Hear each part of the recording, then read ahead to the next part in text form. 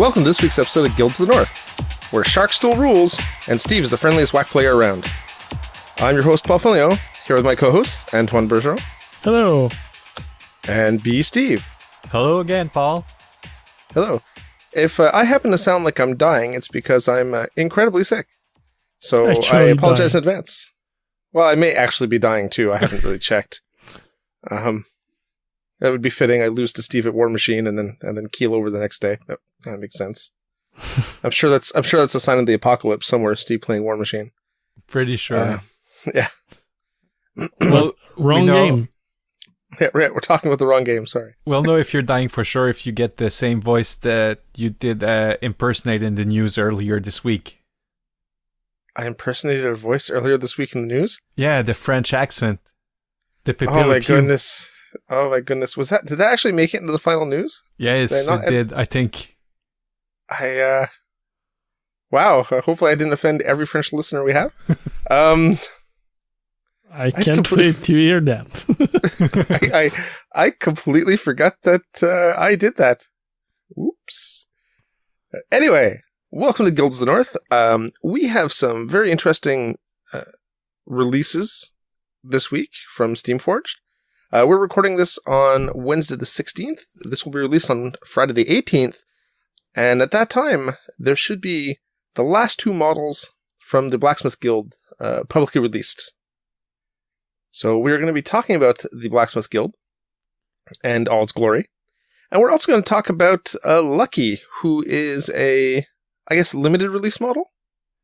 Yeah, well, he's going to be, I think Steamforged said they're going to give him to people attending demos at Gen Con. And also, I know for sure he's part of the escalation kind of league that's coming out in September by Steamforged.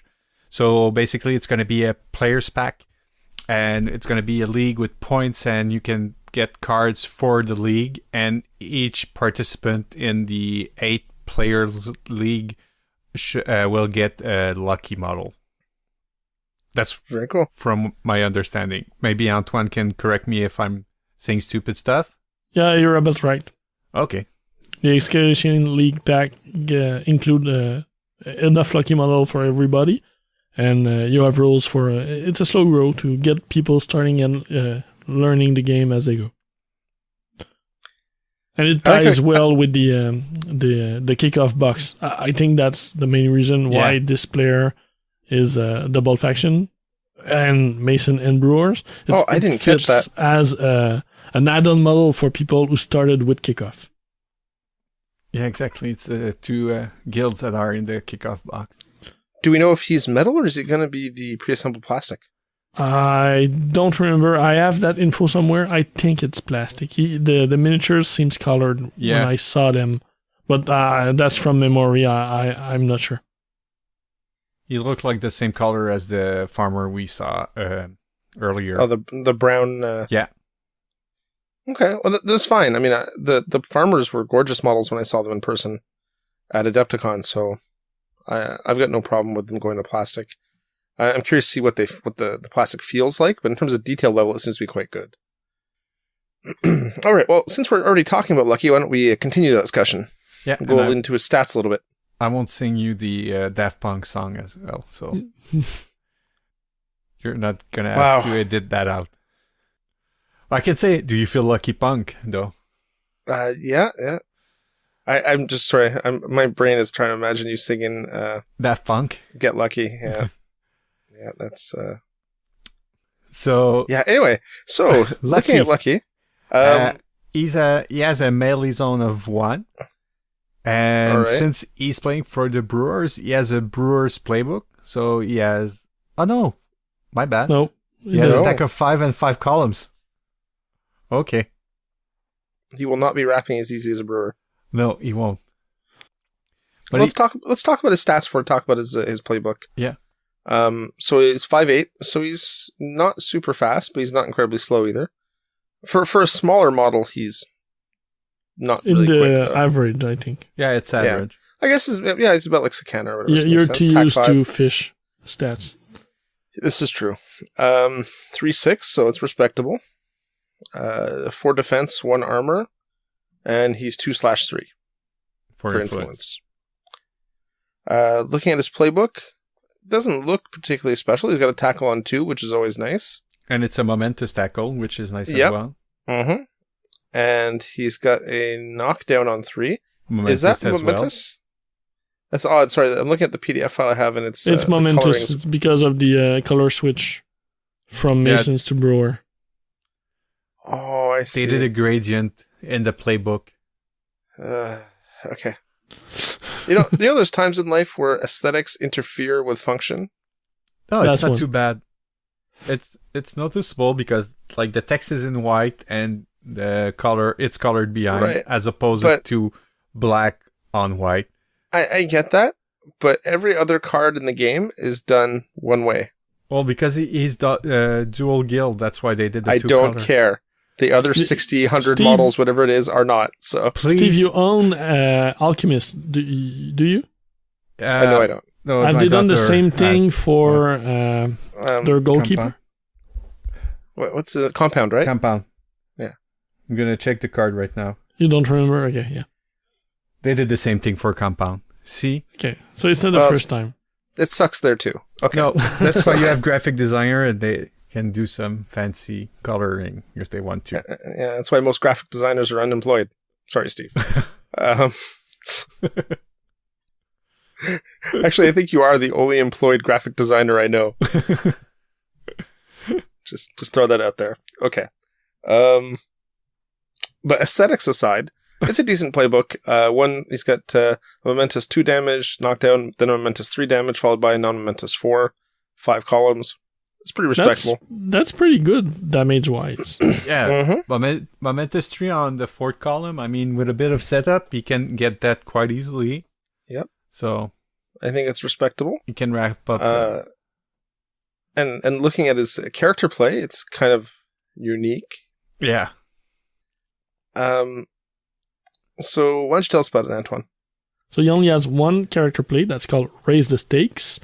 It costs 0, has a range of self, and once per turn. What it does is, this model may make a 4 inches dodge. However, after that dodge is resolved, the overleading player can choose one of his model and do the same. Now, has anything like this ever been done before that you know of? Not to my no. A zero cost character play? Zero cost, yes. Yeah, in the farmers, I think there's a bunch of them too. And Hammer has some zero cost character play as well. Okay. But nothing like this where you do something and then your opponent does something, right? And that I have not seen, though. I don't remember seeing That's a first. And this, the ability is called Raise the Stakes, but it really should be called Double-Edged Sword, I think. Both works. I think it depends if you're optimistic or pessimistic. Yeah. I suppose if you're going to use that 4-inch dodge to do something that's going to close the game. Yeah, that's what I was thinking. Like, do that last goal because even if you try to get a kill, get into the melee zone of a player, since you dodge first and he dodge after, he's just gonna dodge out again, and you won't be able to get that player. Yeah, I don't. It's not useful to chase someone down because, like you said, the opponent will just move that model away. I'm sure we'll see some interesting use in it, but it's a unique ability. Let's put it that way. Yeah. Mm-hmm. All right, going over his character traits, what do we got? We have Sleight of Hand. So once per turn at the start of this model's activation, choose a friendly guild model within 4 inches of this model. The friendly guild model may remove 1 condition. That's pretty cool. Yeah, it's saving you 2 momentum. Yep, exactly. If it's within 4 inches. Yeah. I think normally it's 8 inches, is it not? Yeah, but this one is for free. Yeah, no, I'm not. So I'm not saying it's bad. I'm just making the comparison. I'm trying to remind myself what the rules are because my 1 game of Guild Ball a month I get in, and since my Guild Ball partner is now addicted to War Machine, I don't know if that's going to improve. I can still play a Guild Ball. Don't worry, Edda. All right, his so that's a pretty good ability. And then his next ability, Stack the Deck. What's that? Once per turn at the start of this model's activation, if the opposing team has initiative, this model gains 1 influence. Now, we had a discussion about this before we started recording. What exactly does that mean? Well, I'm pretty sure, like, because since it's gain and not allocate, if you start in the maintenance phase, you put 3 influence on him because he's 2/3. When he activate, and if you didn't have the initiative, he can go up to 4 influence. So That seems quite good. at 4 influence with a momentous 3 on the 4th column, you can start dishing out damage. So that's like with 1 assist or on somebody knocked down, I think he can kind of get and that knockdown's damage. easy to fish for, right? So yeah, so you can almost get 12 damage when you decide to bash somebody. So that's not too bad. that's brewer type damage, so I guess it makes sense. Yeah. Yeah, and I think the only thing we didn't cover is that he's got 14 boxes. Which is a normal for 1 model. Yeah. All right. And that wraps up Lucky. Do we have anything we'd like to add? No. Well, I can see him more in Masons than in Brewers. Yeah, I think Brewers have better choices for this type of player. But Mason can add a bit of punch and... Well, he changes up their playstyle a little bit, right? Yeah, exactly. All right. And now on to the main event. The Blacksmiths Guild. Now, this is something I've been waiting for a while because I was thinking about picking these guys up as my first kind of beater team. Because I don't really like the brewer aesthetic. And I don't like... I thought about doing a beater union team for a while, but I don't like a lot of their models, like the sculpts. So this faction really intrigues me. And I know Steve is also intrigued. Because they're the Metal Guild. Do you realize how much work I'm going to have to do on that to make sure it doesn't deafen anyone listening to the show? But it was one of my nicest metal, though. You have to admit. Fair enough. All right, so Blacksmith Guild. Now, Steamforged went kind of a different direction with this guild in terms of how you build your team. Yes. And I think we should probably explain that because it affects a lot of things. It's quite different from the other teams. So when you pick your team, you choose one of your model, a master one of model, your masters, yeah. model to be the captain for this game. And that model will gain 0 + 2 influence, and it will have the captain model type for the rest of the game. Yeah, and when you say master model, it's because certain models in the team have a trait called master. They have 2 types of models. They have master and apprentice. And that's the other thing about the guild, apprenticeships. So when picking a blacksmith team, only master and apprentice model are picked. Exactly half the team model must have the master model type, and the other half must have the apprentice model type. Yeah, you can see it as pairs of models. Yeah. You pick pairs. So no union. No union for this. No union and no mascot. Oh, that's true. I didn't pick up on that. Yeah, they don't have mascot. That's interesting. It's the first guild without the mascot. Or how do you play Animal Ball with them? I mean, and no animal as well. Because the hunter, they have a bear on their team. The first 6. Yeah, for the first 6. But we saw another model during the Q&A at the British Championship. Kind of a sleek, almost assassin type of model. Mm-hmm. Yeah, I don't think you're going to have a blacksmithing apprentice ferret or something, right? Like, so I think animals are probably not going to work in this faction. All right, and they've of course been releasing. Actually, wait, did we forget something? Well, no, we covered it both. Yeah. No, now we have 2 models that we don't know, and the 4 others from the starter box we know of. They've been that's what I was about to get to, but I thought maybe I'd skipped over something for the basic list construction, but I didn't. I'm just sick and forgetting what we've talked about. So, yeah, so up to this point we had 4 models that had already been released, so we'd seen the stats. So let's start with the 2 more interesting models the ones that we haven't seen yet, ferrite and iron. Yeah. So, starting with ferrite. 1-inch melee zone. Okay. I just want to say I love the artwork for the Blacksmiths. Yeah, me too. They're really awesome. The Steamforged always has a certain style to their card artwork. But I think it's really come into its own now. I really, really like the way they look. So, yeah, ferrite, female player. Move 5/7, so she's a quick one. But not too quick. Actually, 5/7's less what I was thinking, sorry. But that's also because she's pretty heavily armored. So tack 5, a 4/8 kick, so she's a good kicker.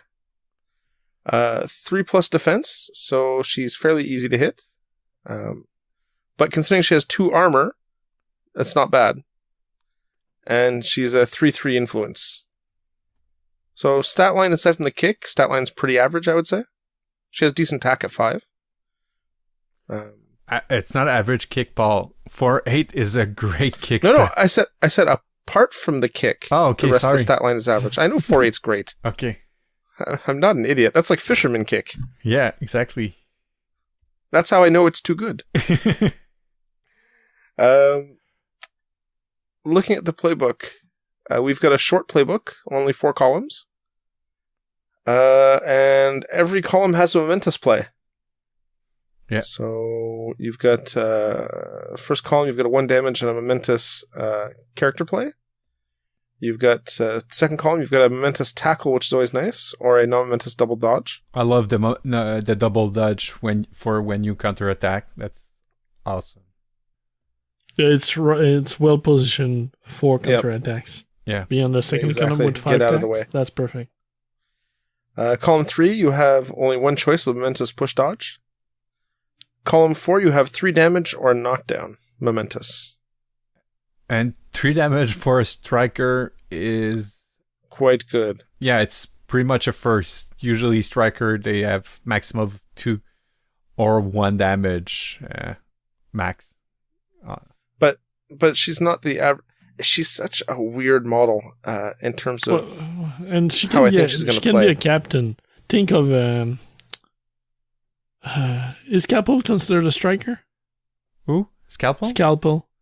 I think she's probably a midfielder or something like that. I think she's midfielder. The second butcher captain goes to a 4, and she's a striker too. Yeah, she's a midfielder for Scalpel. Mm. But Philip goes to 4, if I remember correctly. Yeah, I believe so. She's also a striker captain and not just a regular striker. Yeah. So it's not unheard of. She was also slightly broken at launch, so.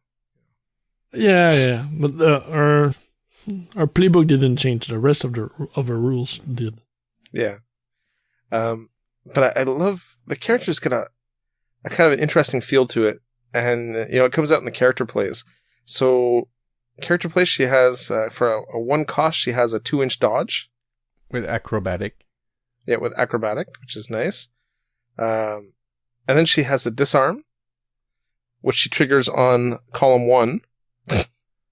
So, target enemy model suffers minus 2 tack. And it's not once per turn. Exactly. And then she has weak point, which same as my Sakana has. Target enemy model suffers -1 armor. Yeah. So it's really cool that on that first column she has a choice of one of 2 things that she can do, neither of which are once per turn. Yeah, she's quite versatile on that side. Yeah, which I guess makes sense since she can also be a captain, right? She's a master. Character traits. Get over here, Iron. So every time I read that, I want to see salt. I keep wanting to put salt in. So once per this model's activation, if the name-friendly model is within 10 inches of this model, the name-friendly model can make a dodge up to its base move towards this model. Yeah. So, Iron's a slowpoke, so it's only 4 inches, but still, it's still not bad at all. 4-inch dodge. For free, so. Yeah, exactly. She also has hobble. So when damaged by this model, enemy models suffer -2 move for the remainder of the turn. That, I think, is excellent. Yeah. And especially combined like with the -1 armor or -2 tack, you can really weaken players. Yeah. It's a shame she only... She's poking you. Can you imagine if she had a 2-inch melee? How good that would be. That's why she only has 1-inch melee. I think they thought about it. Well, I guess they're learning, right? All right, so her legendary play, tongue-in-cheek, 6-inch pulse. And here again, we see a 6-inch pulse, no more 8-inch pulses. This model gains +2/+2 move. And if this model has the captain model type, so if she's your team captain, other friendly guild models within the pulse gain +2/+2 as well. And hobble. And they also gain the hobble ability. Yeah. That is awesome. Yeah, the way they word that ability, that only the model gains something, and if it's the captain, the rest of the team gains something. They did that for all the masters, so that's exactly. something we'll see on the other masters too. All the masters have a legendary play, which makes sense, right? They can be team captains. Yep. Well, Theron is a team captain, and he doesn't have a legendary play. Well, yeah, but we all know Theron sucks. Though he sucks less now. Sucks less, but he's still... Oh, he sucks less. Yeah, exactly. And 17 boxes. So she's pretty beefy. She's not, giant model beefy, but for a 30 mil base model, 17 boxes is pretty healthy. For a striker, that's good. Yeah, and a 3/2 model, so she's kind of hard to take out. Mm-hmm. All right. So that takes us to Iron, who is her apprentice. Now you can pair up any master with any apprentice, right? Yeah, as long as you have... Right now you don't have a choice because all it's out. It's going to be 6, but after that, I think you can take any master with any apprentice. There's nothing preventing it. However, as we've seen on Ferrite, some of our abilities are tied to our specific apprentice. Mm-hmm. Yeah. And the other masters have similar abilities too. So you can go outside of the release pairs, but you might be missing out on some buffs. Right. Okay. So that takes us to Iron. Iron also has a 1-inch melee zone. He looks to be beefy, a bit of a beater. Yeah. So 4/6 move. So he's not going to be racing across the table.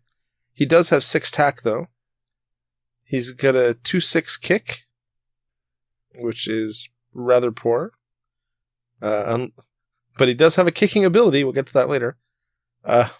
He's got 2 defense, 2 armor, and his influence is 1/4. So he doesn't bring a lot to the table, but you can put 4 on, which is not bad at all. His playbook is rather odd, I find. He's got 7 columns on a 6 tack model. Antoine, why don't you go over the playbook? Do we go through every options? Well, you can skim it. Okay. So there's a bunch of damage. We find a 1, a 2, a 4 in the 4th column, and a 7 in the 7th column. So you've heard right. He only has a attack of 6, but he gets 7 columns. However, that 7 is a big, juicy number. And it's momentous. Yeah, and it's momentous. All his damage are momentous except the 1. He got a bunch of double pushes. So non-momentous 1 in the 1st column, which is really good. As we mentioned previously for Ferrite, for counterattacks. And he got the same thing, but momentous in the 5th column. And the other stuff that's interesting, he got momentous tackle. So once again, he's the apprentice of a striker. So we see where it is. And he got a couple of knockdowns. Both are non-momentous, but still there. So there's a pure knockdown in 3, and a knockdown combined with one of his double push in 6th. But what I love is the momentous 4 damage on the 4th column on the attack 6 model. That's rough. Yeah, you're going to bring that up a lot on a charge, rolling 10 dice. Yep. But you'll need to charge or have really good setup. Yeah. But you don't need to charge. I mean, just... Couple crowded out, yeah. Or single out. There's some models in the guild that can do single out. So just a bit a bit of setup or just an assist, I mean, with 6 stacks, you're gonna get that 4 damage rather easily. But fair enough, especially for beating on one of the bigger, slower players. yeah, on a 3-1 or even on 4-1. On 4-1, you need more than you won't. 8. No, yeah. On the 3-1, you'll get it. Yeah. All right. Character play. Impetus. 1 cost, range self, once per turn. It's kind of a super acrobatics. Yeah, so model gains +2, +4 move. So he can charge 10 if he does that. Yep. That's pretty crazy. Well, especially with the character trait he has. Exactly. So he has battering ram. So during his advance, any model whose base is touched by this model's base suffers a 2-inch push directly away from this model. Charge or just sprint. Yeah, just sprint. You might want to sprint with him because with battering ram he's disengaging anyway. Yep. And with his eye move and it's 2-6 for kick is not that bad, especially when you go over to his heroic play after that. He has a 16-inch gold threat. Yeah. Yep. And he's got close control, so someone tries to tackle the ball on the way by or whatever. Well, actually, it's more 20-inch gold threat if you activate Ferrite first, because he's going to dodge 4, and then he can activate after the 4-inch he did with Ferrite, and that's 20 inches. So that's for a big, slow player, he can threaten a lot long on the board. No, exactly. So some very interesting play options with him. Also, as we mentioned, he has close control. He also has tough hide. So he's -1 damage to all playbook results done to him. Yeah, which is good. But he only has 14 boxes for 2/2 models. I think he's going to get out quite, well, not easily, but still with a model with anatomical precision will have a field day against him. Hey, he's got more boxes than any of my mascots do. Also, he's got a heroic play. Try hard. If this model is within 2 inches of the enemy goalpost and in possession of the ball marker, this model may make a shot during its activation without spending momentum points. This shot gains -1 TN. So that makes it down to 2s? Yeah. That's what I was thinking. Yeah, the strange thing I find is the part about the not spending momentum. It's just because you have to activate the heroic play in a way. So you're still paying a momentum point for your shot. You're just paying it to trigger the heroic play instead of triggering the shot. Costs the same. However, it gives you an additional -1 to your target number for the shot. But you need to be 2 inches of the goalpost. So why are you still... Hold on. Why are you still spending momentum? To activate the heroic play. Heroic plays cost 1 momentum point. Right. I'd forgotten about that. So, and he can do 14 inches, so if he's 16 inches away from the goal, he can do it. If Ferrite activates first. So 4 for Ferrite, and then for 10 for a sprint. And shot at -2, so his 2 kick is not that that meaningful. He's going to surprise a lot of people. The first time people play against him, they're not going to know what happened to them. You got a bunch of options. That's fun. Yeah. All right. So that's the 2 new releases for this week. Yeah, and they're clearly the ball guys. Yeah, compared to the other 4. Absolutely. And I guess we can talk about the other 4. Yeah. We didn't go over these at all in the first episode, did we? No. Okay. But they've been out for a while now, so I don't think we should go over every stats. But we'll just maybe describe the pairs. Yeah. So first up we have Anvil. He's the master of the pair. Let's see, 4/6 move, 6 tack, 3/6 kick, 2+ defense, 3 armor. 3 armor. Yeah. That's a lot of armor. Yes. Does anyone else have 3 in the game? The armadillo wrecker. And one of the robot? No? Is 2, 3. Oh, Locust? Maybe. Maybe. Yeah, and some of the Masons can go that high with buffs, right? Right, but not baseline. Yeah, not baseline. For a guy that's not wearing any armor, He has a giant tower shield. All the masters have shields. So Yeah. it just doesn't show really in the art. Yeah. That's why he has no breastplate, because they used all the metal to make those shields, right? Yeah. So he's a 3 influence, 3/3 influence. I mean, playbook, knockdowns, pushes. Some damage. Damage. He's a control player, right? He's gonna push guys around, get them out of the way, clear paths, and he's there to set up his apprentice sledge. Mm-hmm. Looking quickly at his character plays, singled out, so +2 tack against any model. While the iron is hot, for that's 2, a good play. Or you can trigger it on column 3. Choose either friendly or enemy goalpost. Friendly models with this pulse immediately make a 2-inch dodge towards the... Oh, it's a 6-inch pulse, and basically pushes friendly models toward one goalpost. Goalpost, yeah. So you can... That's another way to make iron go faster.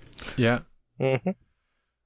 And it's a guild ball play, so if you get lucky on a counter attack, he stacks 6, so maybe you can trigger it, but if you do, like, you just dodge out and the person doesn't hit you anymore.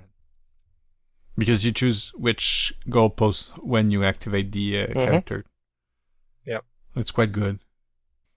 And then you've got his character traits. You have Sentinel, 1-inch aura, which basically gives apprentice models 1-inch +1 armor within 1 inch, which is nice.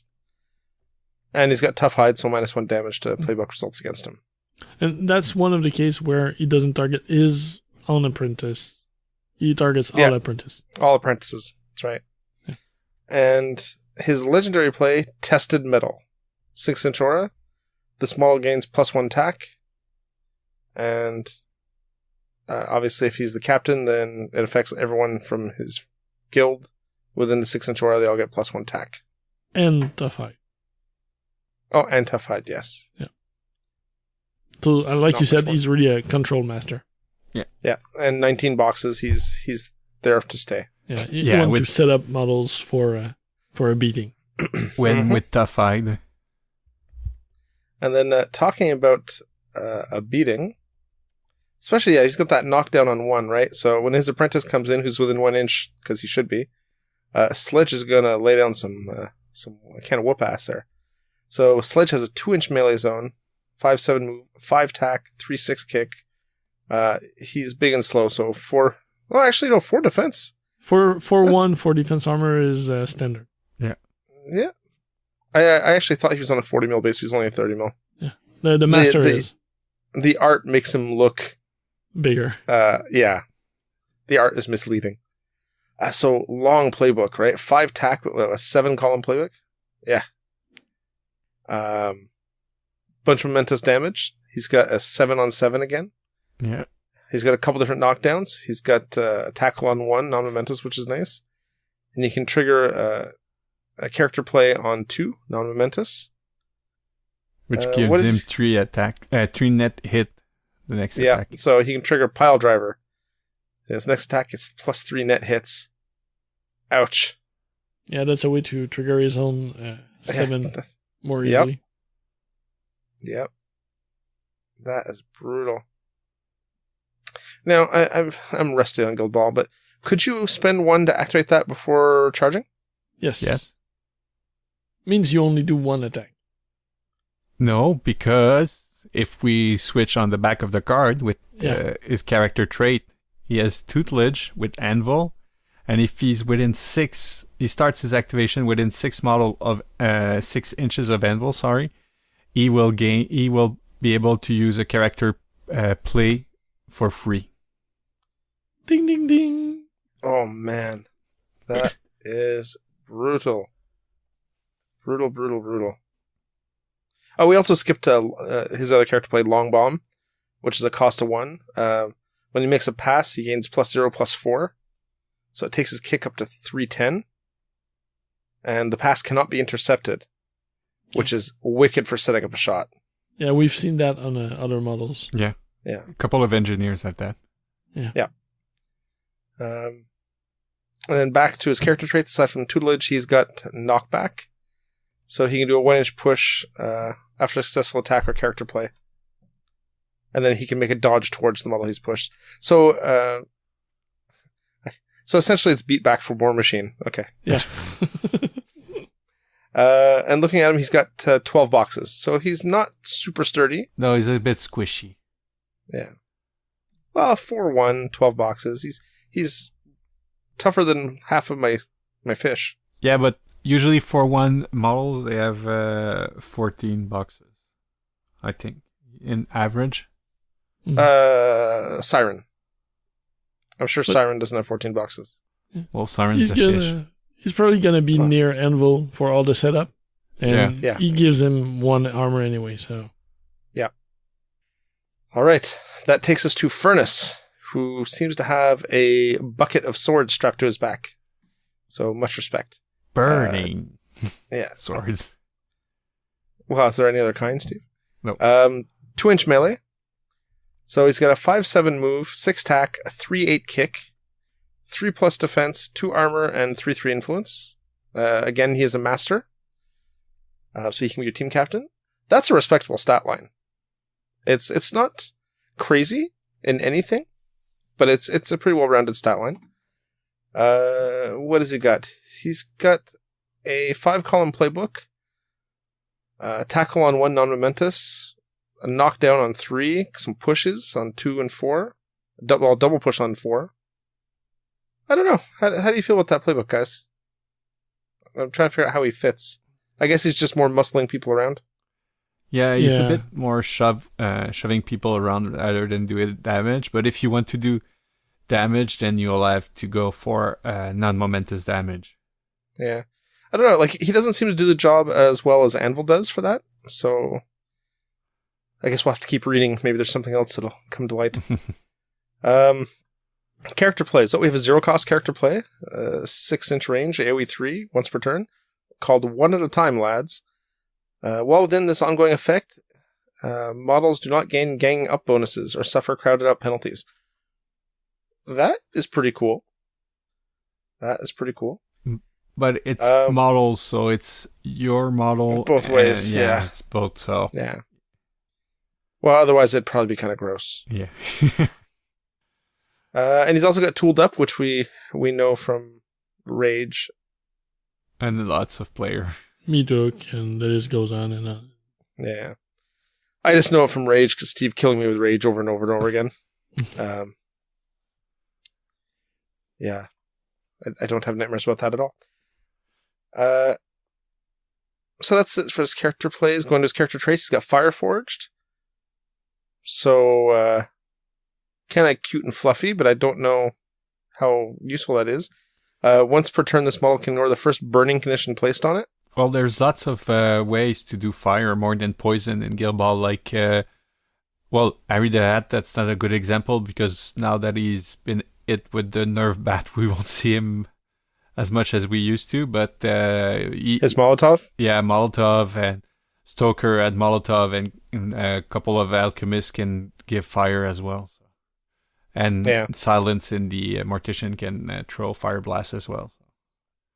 There was a couple of fire. Yeah, no, I know it's around.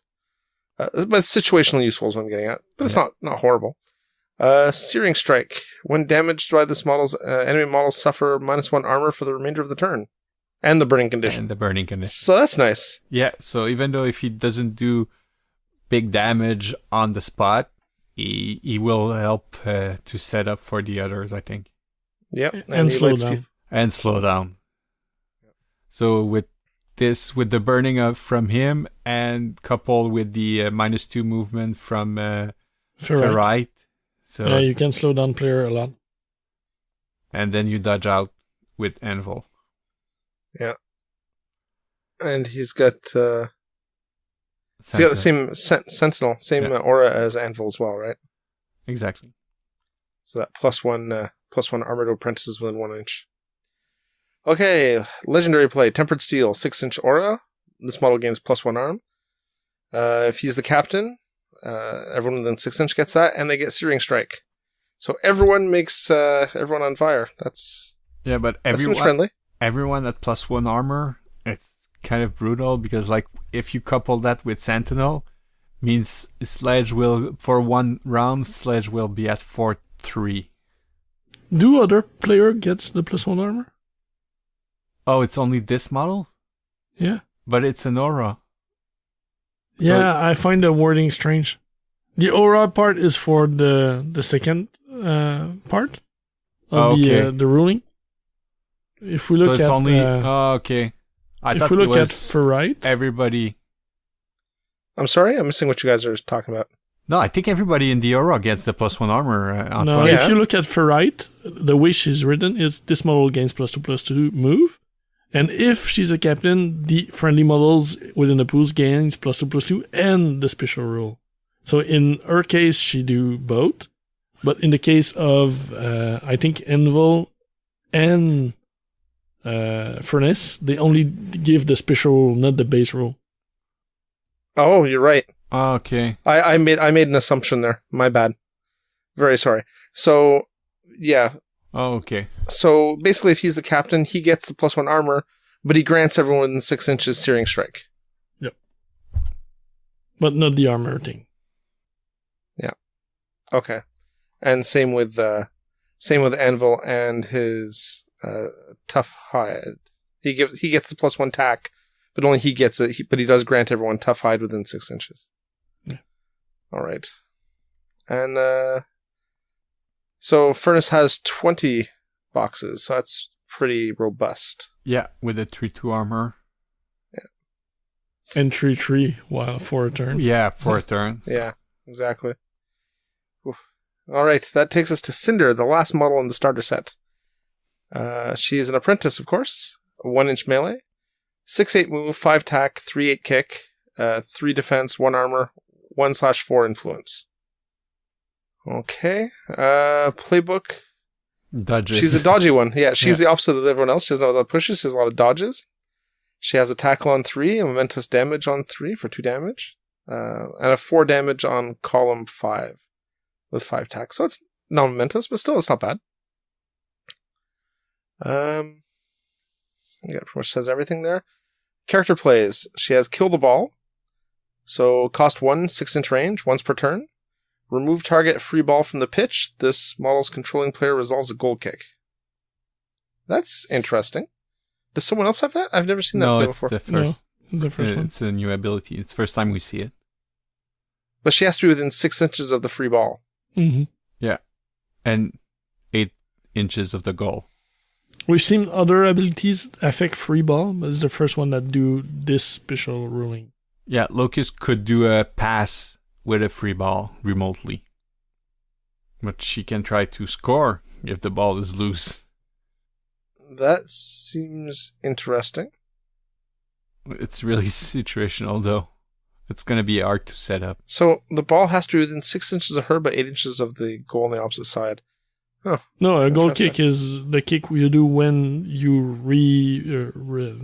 get the ball back on the field after a goal. You start the play. Okay. Oh, okay. So, yeah, he's talking about scoring. You're So I doing thought a I shot, misunderstood. you're doing a goal kick. So okay, it's like you're re-racking. Yeah, okay. So, okay. Steve confused me. I was like, oh, okay, maybe I misunderstood that. Okay, I misread. Okay. It's really to reset up the ball if the opponent is killing it on his side. I guess if the play is going all askew. But usually when you kill the ball, you just give it to like Salt or Fahad or like a fast mascot that can... Depends on who you're playing against. For people who are playing against fish or morticians that can have your guy kick, sometimes you want to just leave the ball in the open but behind you. Yeah. Yeah, because... and you want to stop them from getting to it, right? Or Angel. Not Angel, but Siren. To prevent those character play. Yeah. Yeah. All right. And she also has Decoy. Gains +2 defense against the next attack or character play. So nothing new there. Character traits. Kindled with Furnace. If this model starts its activation within 6 inches of the name-friendly model, this model gains Burning Strike for the remainder of the turn. Burning Strike, when damaged by this model, enemy models suffer the burning condition. Didn't see that one coming. She also has Hot Shot. Once per turn, I love that ability. Yeah, this is great. Hunter should have had that. Okay, so let's see it. Once per turn during its activation, if it is not suffering the knockdown condition, this model may declare an attack against an enemy model within 6 inches and line of sight of this model, as if we're engaged. What? Hold on, let me read this. It's not. You do an attack at distance. That's yeah, what exactly. you do. Okay, it's a. Okay, I was like, am I reading that right? Yeah, okay. Yeah, engineers That's pretty might cool. have had that, but hunters should have had it. Who knows? Maybe when they redo the season 4. Yeah, at the start of season 4, maybe they will switch some abilities and maybe give it. But I love it. She can trigger or dodges from there. She can do. It's if she was engaging, so she even get crowd out bonus or gang out bonus on attacks.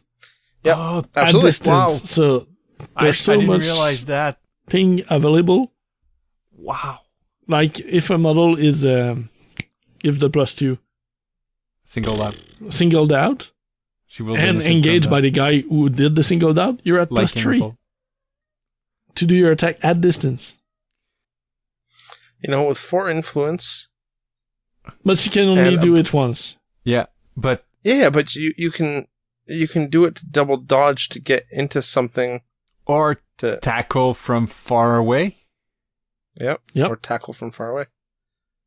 How does that work? It makes no sense. It's funny, but it makes no sense. Well, she's shooting the ball at an angle for it to pop in the air and control it back, whatever. A bunch of other guys already have the option to get But she has a tackled at crossbow. distance. So, like Corsair do it with an harpoon. Why couldn't she do it with a crossbow? Yeah, I know.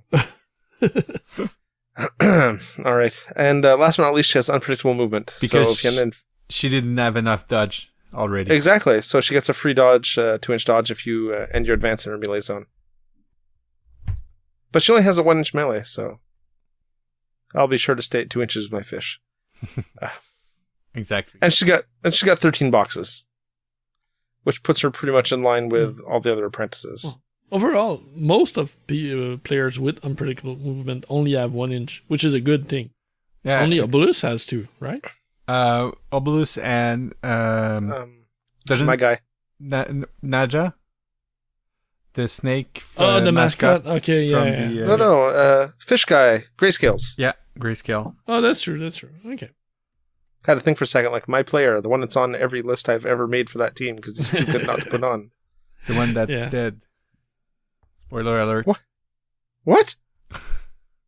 You haven't read the fluff, right? I don't have the season 3 book. Well, I'll No, I've lend never it read to you, and then you will be able to. I have to mourn grayscales. Yeah. What was? Did he go honorably? Did he die quietly in his sleep of old age? No. It's Guild Ball. You're dreaming there. Well, you know, So that's the. I was going to be crude, like maybe he died having sex with Angel or something. He has a heart attack. Exactly. What a way to go. And so back to the blacksmith. He's got 2-inch reach with his harpoon, you know. Anyway, yeah, blacksmiths. So I really like the way they've put this team together. All the masters so far have 3 influence, and the apprentice have only 1. So that's 12 influence team. And you Which don't isn't have a bad. choice. It's always 12 right now. Well, Yeah. for now, yeah. Yeah. But maybe with the But expansion it's 6. it's about average 12 though. Yeah, 12 Yep. is okay. I think my regular lineup usually has 13 starting, but that's fish who generally have higher influence, so that's good. Well, usually 12, it's when you take a quote A big big guy. guy that's 1-3, like Hearn or what's for boar for the butchers boar. or Yeah, gas my for Kraken regular and all that fun lineup stuff, only yeah. has Yeah. 12. exactly. I like Nope, I like that they are versatile, but they Yep. still. So I was afraid that they were just going to be pure BT from the first two we saw, Sledge and Anvil. But with Cinder now and the last, with Cinder that was released a couple of weeks now, I think. Yeah, 2 weeks, I think, something like that. And the two new that are releasing this weekend, it makes them more able to play dodge and play the ball. Oh, they're multi-threat. Yeah, they can play the ball for sure. I mean, Furnace and Cinder, they both have 3-8 kick.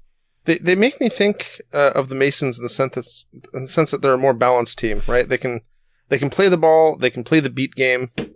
I feel like they're Mason 2.0 a bit, like Eye Armor, but they have more ball ability all over the team rather than just focus on Harmony and Flint. Oh, they're definitely more well-rounded, right? Yeah. But every player is well-rounded, not just the whole team, but every player kind of has a bit of everything. It'll be interesting to see them on the field. Well, we saw a picture of the box on Facebook today, on the day we were recording the show. On the 16th, yeah. Yeah. And the models look really good from what... Like, because we didn't see the other two new models. The other, we saw the 3D render so far, and they really look good. And then you want the Iron looks cool, like beefy and everything. Oops.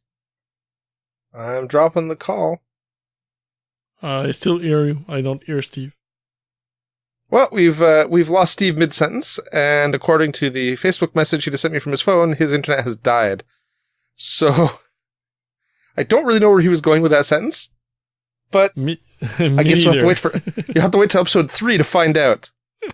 That's called foreshadowing, Antoine. Mm-hmm. We're all about foreshadowing here on Guilds of the North. Yeah. Okay, I can't say that with a straight face. Yeah. So, in summary, play Guild Ball by Blacksmiths. Yep. Fair enough? Okay. And bug your pundits for the Escalation Link at both the Farmers and Blacksmith launch events. Yeah, let's get the meta going again and get some people playing this game, because it's too good a game to not play. And summer's over, so people will not have the vacation excuse anymore. So. Yep, same thing for me. My soccer is off in 2 weeks, so I'll finally be able to return to my pundit duties. Awesome. Well, I will see you on the pitch then. Sure. Bye, geeks. Thanks for listening to Geeks of the North. If you want to contact us, you can email us at geeksofthenorth@gmail.com.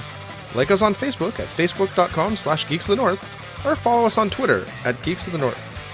You can follow me, Paul, at PRFilio, Antoine at Eltonio Berg, Steve at B_Steve, and if you really feel the need, I guess you can follow Yom.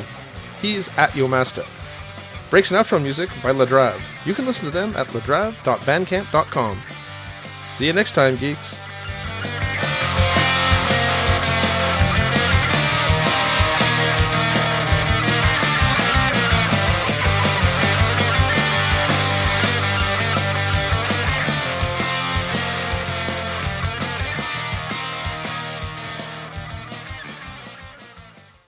Thank you for checking out United Geeks Network family member. If you enjoyed it and are looking for other online media with a geek culture slant, head over to unitedgeeksnetwork.com, where you will find Geeky Voyage, a geek and pop culture blog that explores a variety of fandoms and many pop culture favorites from film, television, music, and various other topics, with liberal doses of humor, quirky musings, and heavy fangirling thrown in. The United Geeks Network. You can broadcast your geekiness at unitedgeeksnetwork.com.